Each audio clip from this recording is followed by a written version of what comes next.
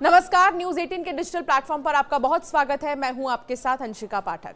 रूस यूक्रेन के बीच का मामला सुलझने की बजाय और उलझता जा रहा है। अब रूसी अधिकारियों ने दावा यह किया है कि उन्होंने मंगलवार देर रात और बुधवार की सुबह एक बड़े यूक्रेनी ड्रोन हमले का मुकाबला किया। इसकी वजह से कम 2 मॉस्को हवाई अड्डों को उन्होंने निलंबित करने के लिए मजबूर होना पड़ा। रक्षा मंत्रालय ने टेलीग्राम पोस्ट में कहा है कि 112 यूक्रेनी ड्रोन को इंटरसेप्ट और डिस्ट्रॉय किया गया है। ये 6 अलग अलग क्षेत्रों में फैले हुए थे। मॉस्को के मेयर सार्गेई ने टेलीग्राम पर कहा है कि रूसी राजधानी की ओर बढ़ रहे 12 ड्रोन को मार गिराया गया। रक्षा मंत्रालय के मुताबिक लगभग 59 ड्रोन ने दक्षिण पश्चिमी क्षेत्र ब्रांस्क को निशाना बनाया था। अन्य ड्रोन को कुर्स्क और कई इलाकों में जो है दागा गया था। ये हमला रूस के सबसे बड़े ड्रोन हमले के जवाब में किया गया है। रूसी सेना लगभग हर दिन यूक्रेनी ड्रोन हमलों की घोषणा करती है, लेकिन इतनी तेजी से हमले नहीं होते। वो सीमा से कई 100 किलोमीटर दूर राजधानी मॉस्को तक इतने बड़े हमले का लक्ष्य नहीं बनता है। लेकिन हाल ही में अधिकारियों को मॉस्को हवाई अड्डों से उड़ानों को मोड़ने के लिए मजबूर होना पड़ा। इस बार फेडरल एविएशन ट्रांसपोर्ट एजेंसी ने कहा कि मॉस्को के कई ऐसे हवाई अड्डे हैं जिन पर प्रतिबंध लगाना पड़ा है क्योंकि लगातार ड्रोन अटैक हो रहे थे। हालांकि रूस यूक्रेन के बीच शांति वार्ता की सारी कोशिशें लगभग बर्बाद ही रही हैं। सीज फायर पर भी दोनों देश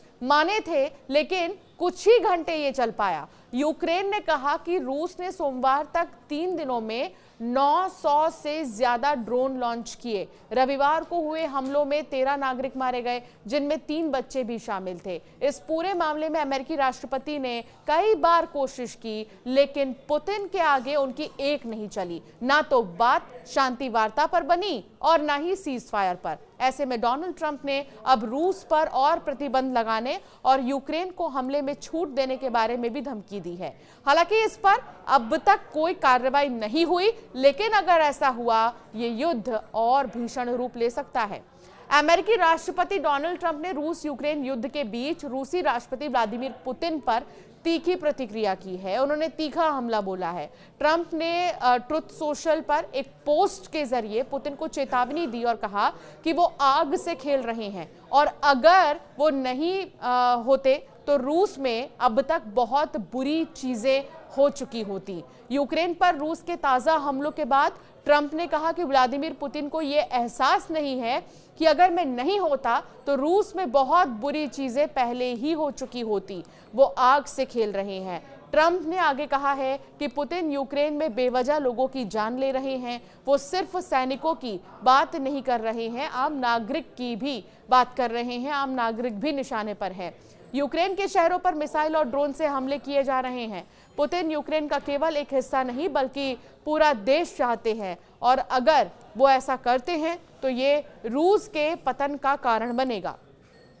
आपको बता दें कि इस बीच यूक्रेन की वायुसेना ने बताया है कि सोमवार रात से मंगलवार सुबह तक रूस ने यूक्रेन पर 60 ड्रोन दागे हैं। रूस के रक्षा मंत्रालय के अनुसार उनके सुरक्षा बलों ने 7 रूसी क्षेत्रों में 99 यूक्रेनी ड्रोन को मार गिराया।